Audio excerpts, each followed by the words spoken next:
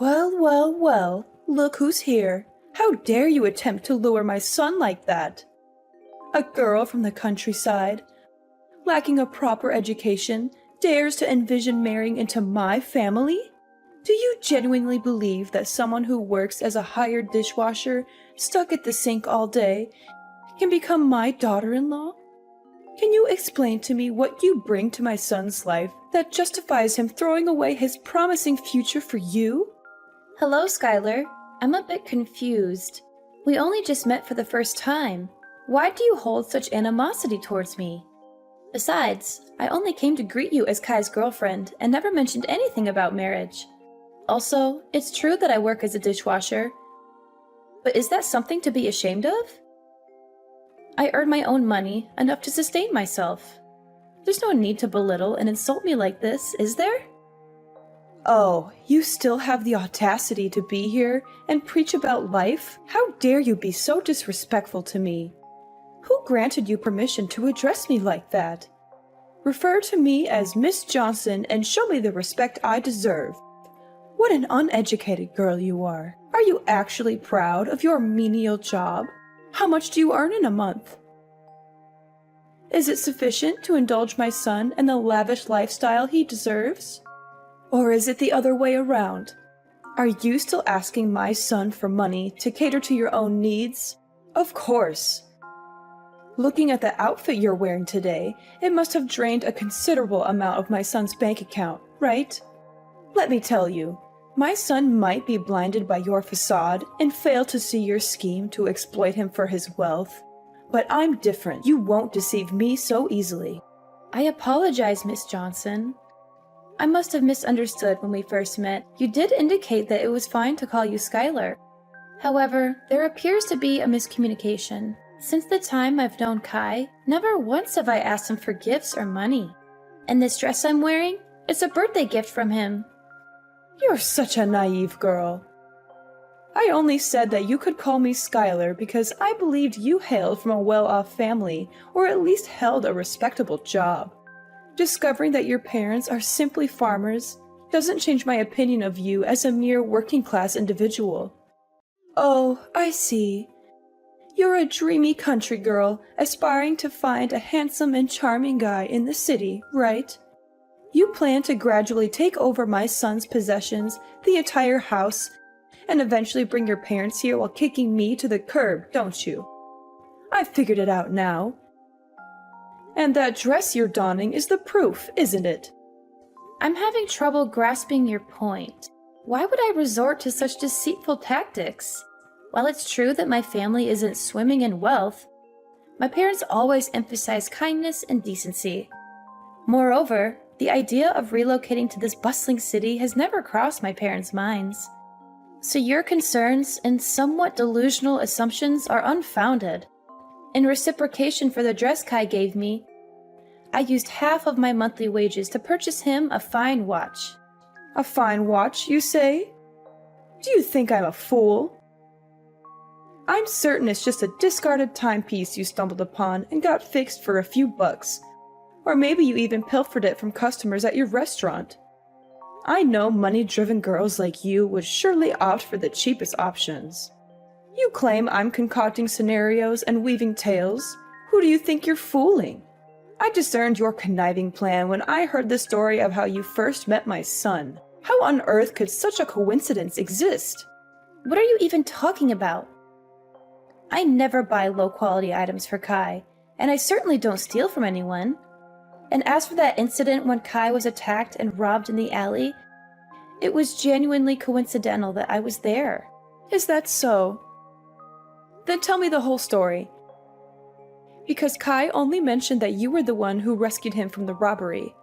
At first, I felt gratitude. But as I've come to know you better, I can't shake the feeling that this might have been some sort of setup. You see, part of my job as a dishwasher includes taking out the trash at the end of the day. On that day, while doing my usual routine, I overheard cries for help and sounds of a struggle coming from the end of the alley. Despite being scared, I felt that not intervening could lead to someone's death. So, I played a recording of police sirens and carried my pepper spray with me. Thankfully, The robbers were frightened off by the sounds and ran away. Then I called an ambulance for the man. He was still conscious when he got into the ambulance and explained that he was working away from home, and he didn't want to worry his mom, so he requested my assistance in getting to the hospital. Kai truly is a dutiful son. But why didn't you leave once you took him to the hospital? Why did you stay around, so Kai could see you? Kai had lost consciousness due to the injuries, including a blow to his head that caused bleeding. The hospital was short on blood, and since I have type O blood, I chose to donate to help Kai. Plus, he needed someone familiar during a minor surgery, so I had to claim to be his girlfriend. Considering he had no one else by his side, I couldn't simply abandon him. Thus I stayed and cared for him for several days. Ah, now I see it all. It's all part of your scheme, isn't it? There were no real robbers. They were your accomplices. You targeted my son, knowing he was about to be promoted to company director. Hearing that Kai frequently visits your restaurant and interacts with clients there, you realized he earned a substantial amount of money, making him a prime target. So, you orchestrated a plan. You hired thugs to stage an attack, posing as robbers, and you were lurking nearby, then swooped in, pretending to rescue Kai. You used his hospital stay to manipulate him, pretending to be caring and sweet, and eventually made him fall in love with you, didn't you? I'm utterly baffled by your accusations. I can't even fathom what you're talking about. Crafty as a fox, aren't you? If I hadn't seen through your deceitful plan today, what else might have you done to ensnare my son? Were you planning to trap him, get him drunk, manipulate him into impregnating you so you could force me into adopting a grandchild? Let me be clear, you better stay away from my son. I won't allow you to set foot in this house again. Miss Johnson, I've tried to be patient and respectful, considering your role as my boyfriend's mother and your status as an adult. However, there comes a point where I can't tolerate baseless accusations and disrespect any longer. I never intended to get close to Kai with any ulterior motives. Everything I've done for him was out of simple kindness, something anyone would do in the same situation. I've never probed into Kai's work or financial situation because I love him for who he is, not his possessions. I implore you to stop belittling and demeaning me. You're not my parents, and you have no right to lecture me like this. You're such a wicked girl. How dare you raise your voice and insult me like this?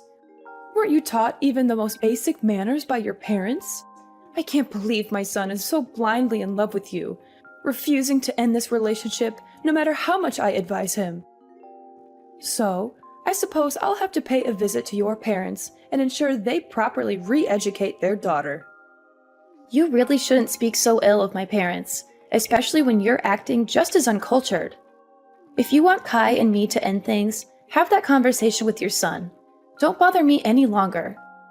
While I do love Kai deeply, enduring this baseless slander isn't worth it. I'd rather forsake love than endure this unjust insult. Ah, now I see. How foolish of me. How could I expect someone as money-driven as you to relinquish your dreams of wealth? Well then, let's try a different approach.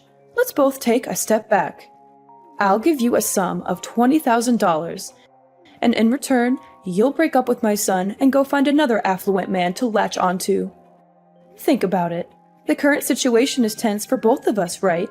My son will be irritated and resentful that I'm thwarting his so-called true love, while you won't manage to secure any of this family's assets because I'll make sure they're kept out of reach, be it salaries and property ownership papers. So, why don't we strike a deal and find the best path forward? Isn't $20,000 a generous offer? Just imagine how many dishes you'd need to wash to earn that much money. Have you even read any of my previous messages? Why do you always assume that girls like me from the countryside move to the city just to snag a wealthy husband? Do you believe money can manipulate me?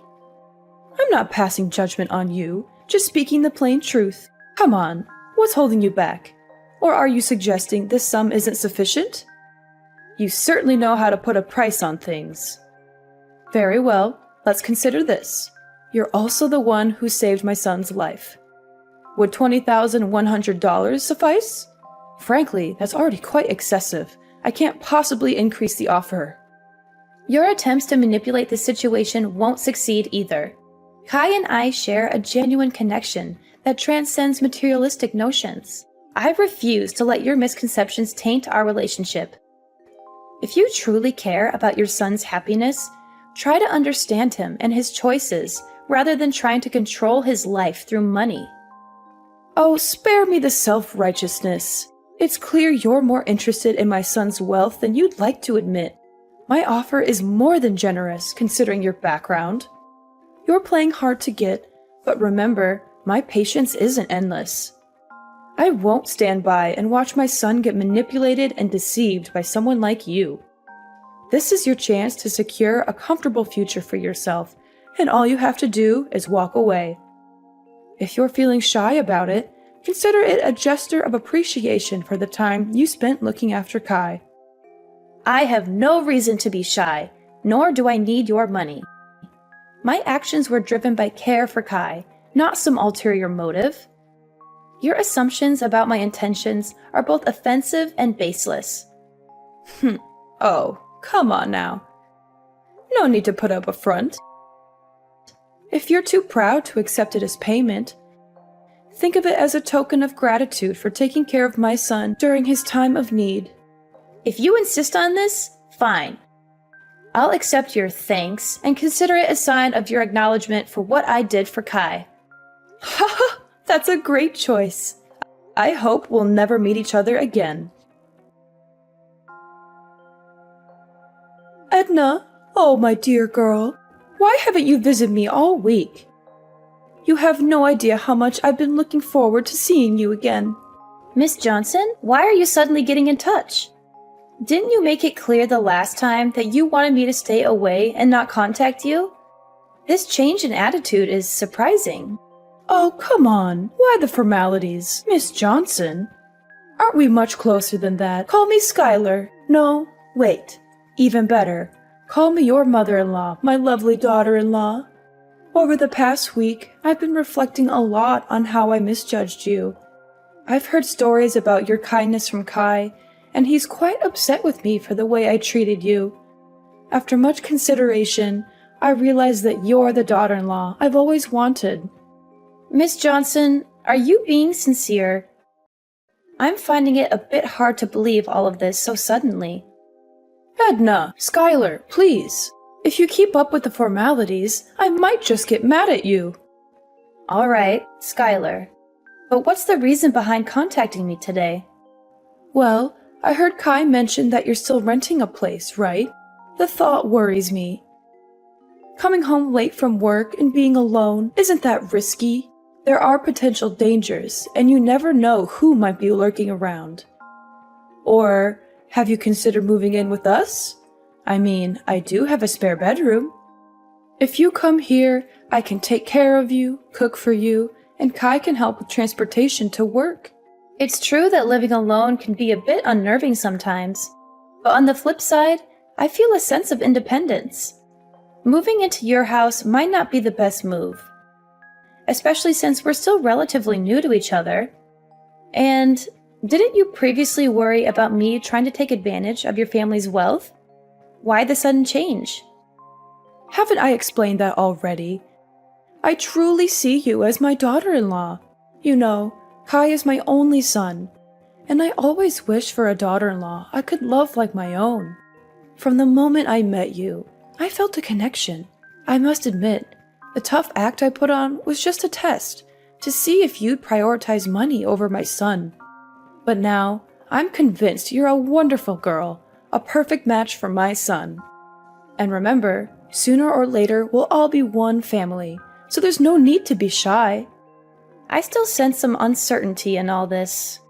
Edna, let's put aside what I said before. It's something all mothers do, just a protective measure to ensure their child's happiness. Trust me, Edna, and don't worry about my earlier words. Move in with us, with me and Kai. Do you know how much it pained me to notice calluses and roughness on your hands when I touched them? Living on your own, you might not be taking the best care of yourself, right? Besides, you've mentioned your love for Kai before. Wouldn't you want a more committed relationship with my son? Skylar, I appreciate your apparent change of heart and your offer, but I must admit, this sudden shift in attitude raises some suspicions. I need time to process everything. Don't be so cautious, dear. This is an opportunity for you to secure a better life. You'll be embraced wholeheartedly into the family. Now, on to another matter. You've won a fortune, Edna. What are you still doing, toiling away at your job? Why not indulge in the luxury your winnings can offer? Hold on, what are you talking about? What winnings? Stop the act. I'm not in the dark anymore. I overheard Kai talking to you yesterday. About the lottery. You won, didn't you? Ah, that's what this is about. Yes, it's true. I won the lottery. I knew it! I had a hunch about your potential. And you snagged the jackpot. Let's see. Over $100 million, even after taxes, you're left with around $60 million. Am I right? Incredible. That sum could secure a lavish life for my son and me. So, have you collected your winnings? Not yet. I'm planning to do that this weekend. I thought I'd use part of it to treat Kai to a special meal. A special meal with hundreds of millions? You're more frugal than I thought. So what's the plan for the rest? Self-indulgence? Or will you consider getting something for me, your prospective mother-in-law? I hadn't quite considered that angle. In that case, yes, I can allocate half of the winnings to you, as a gesture of appreciation for acknowledging my relationship with Kai. Half, huh? That's fascinating. Half of $60 million, around $30 million? Astonishing! What am I going to do with all that wealth? Edna, you truly are shaping up to be a valuable future daughter-in-law. Wait, $30 million? That doesn't make sense to me. Save your excuses. You said you'd give me half of the winnings. And half is $30 million. But let's not get sidetracked. Why aren't you claiming your prize immediately? I have my eye on a list of luxury items that are calling my name. It's a dream come true. Shopping without a care about the bill. Skylar, could you please pause and listen to me for a moment? Edna, I'm swamped right now. If you have something to say, can it wait? I've got shopping dates with friends, and I need to relish this newfound shopping spree. Anyway, don't forget to move in. That way I can keep my eyes on your lottery ticket. Catch you later. And once you have the winnings, just transfer the amount to me as promised. Skylar, please wait. Listen to me. Skylar? Where are you? Edna, I'm starting to lose my patience. Why haven't you moved into my house yet? Did you run off with that winning ticket of yours? Skylar, I've thought it through. I don't think it's very reasonable to move into your house. So I decided to move to a new apartment. You don't have to worry about me. This apartment is very safe and also very close to where I work. You have to move back to my house immediately. You're a scheming woman. When you have nothing, you cling to my son, do everything to please me. So now that you've won the jackpot, have you already started giving up your acquaintance with me? Or is it that you have money now, so you despise my family? Unacceptable. I see through your game now. You must be regretting that promise you made to split the money with me. That's it, isn't it? You're hiding, hoping to avoid your commitment. No, Skylar, you're misunderstanding. I didn't even second guess it. I don't mean to despise or shirk that promise. Actually, I just finished claiming my reward and was about to text you. Oh, really? My lovely, beautiful daughter-in-law. Do you know how long I've been waiting for you? Hurry up and transfer the money to me. Do you know how much I was looking forward to it? I even made a deposit to buy a supercar and a villa. And to celebrate, I even booked tickets to invite my friends to travel to Europe. Tomorrow is the day to pay the remaining debts. But fortunately, my lovely daughter-in-law has already transferred the money to me. A life of wealth and fame is about to come to me. Oh, I don't think you can do that much with just $300. I have already transferred the money to you. You could check if you have received it. Oh, of course, it will do many things. That's an amount that even in my dreams, I never thought I'd get. Oh, wait, Edna, you seem to have made a mistake here. You were supposed to give me $30 million, not 300. Looks like you missed a few zeros already. Give me my money back now. Ah, I see. Or is it because the bank doesn't let you transfer such a large amount at once, so you have to split it up into so many transfers? If so, why don't you just give me a few $1,000s for such a meager amount? Actually, I transferred the exact amount I promised to give you, didn't I? Half of the winnings, that's $300. But why do you keep mentioning $30 million? How do I have such a large amount of money to transfer to you? Oh, this must be a joke, right? Edna, you know, you're not a funny person because this joke isn't funny. If you're smart, then give me the money I deserve before I get mad and get all the money back. You were supposed to give me $30 million, not $300. I'm not getting it, Skylar. Who told you I won the jackpot? Skylar, I never claimed to have won the jackpot. Yes, I won the lottery, but it was a consolation prize, not millions. And after deducting the taxes and other fees, I only got $600. Are you serious? You've got to be kidding me. Edna, you won the jackpot. A fortune worth millions of dollars, and you're telling me you only received $600? Oh, I understand. You want to monopolize that money alone. So you lied about getting that little amount, right? You really are a spoiled girl. How dare you lie to an adult like that? I won't let you monopolize that award alone. Hurry up and give all the money you won. After all, that ticket was originally mine. I'm sure you used the money I gave you to get away from my son to buy a lottery ticket. At first, I felt sorry for you because you were so poor, so I lovingly gave you half of the reward. But now I realize you are the one who took that money and ran away alone. If that's the case, then I will not give you any more, but will get all the money you won. You're being a bit unreasonable, Skylar. The money you gave me, I have already transferred it all to Kai because he said he wanted to invest in something, so he needed money. And since I don't need that money, I don't want to keep it either. Oh, now you're trying to twist the story. I've had enough of your lies, Edna. Just give me the money you owe me right now. Ugh, I've already spent all my money. And now creditors are calling, texting, and even coming to my house, knocking on my door asking for money. Stupid people indeed. How dare they mess with me? Don't they know that I'm about to become a millionaire? Stop hiding it. Quickly give me the $60 million. Skylar, I really don't understand what you're talking about. Which creditor are you referring to?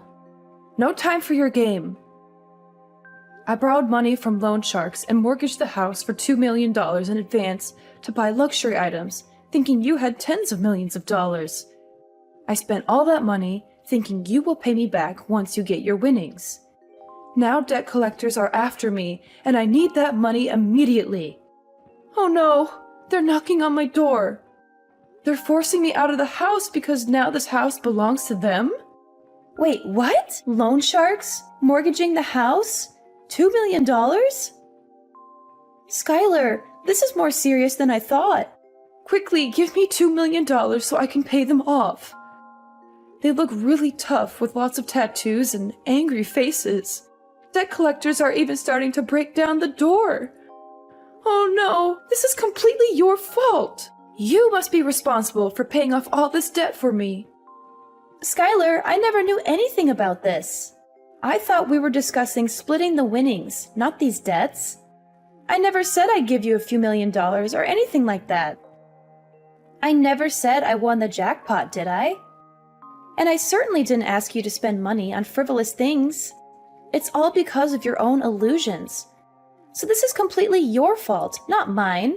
You should be responsible for your own thoughtless actions.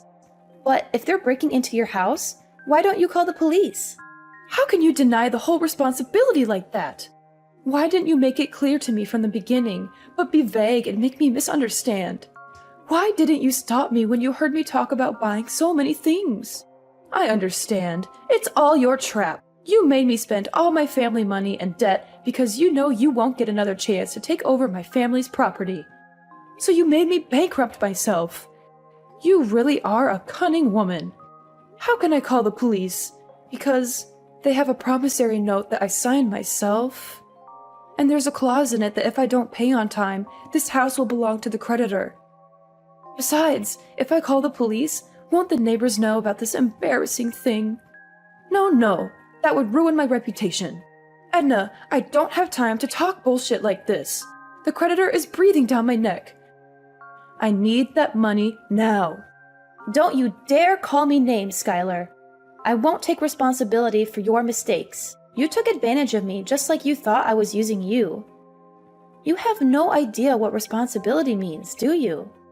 Now you're drowning in your own mess, and you expect me to bail you out? You're delusional.